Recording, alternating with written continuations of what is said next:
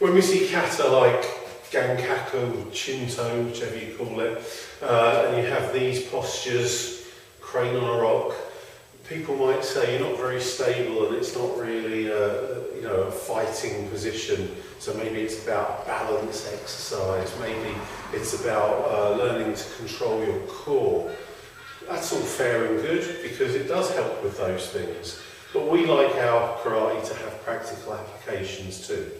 So number one, if I was to stand on one leg, I wouldn't want to do it for very long. But you shouldn't be making any stance for very long. Every stance is transitional. It's something you do, and then when the job is done, you're out of it. It doesn't stay there. You don't pose. The posing is so that sensei can correct you, so that sensei can see what you're doing.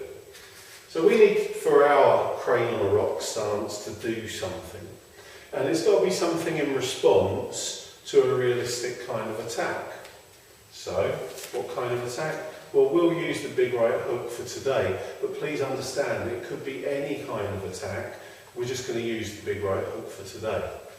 So when that big right hook comes in, number one is I don't want to get hit, so we don't get hit, and then we make the moves from the kata. So on this occasion, I'm taking that blocking arm and I'm hooking up underneath. And I'm striking across the back of his head.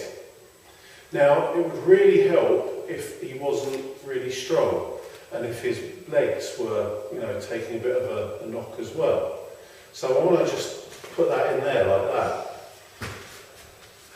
And that's where the magic happens, because if your opponent is about your size and I tuck my foot behind my knee, then the bending of my leg will push my knee up halfway from hip to knee.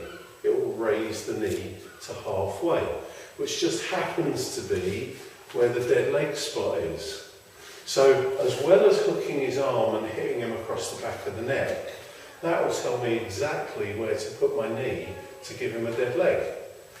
And it works as long as your partner or your training partner's not stupidly taller or ridiculously shorter than you. It's always going to measure up about right. So that's useful, something to know, isn't it? One more time so that you can see. Bop. We're in there and we've got 3 points of contact and hooking, striking, and a little strike going on in there as well.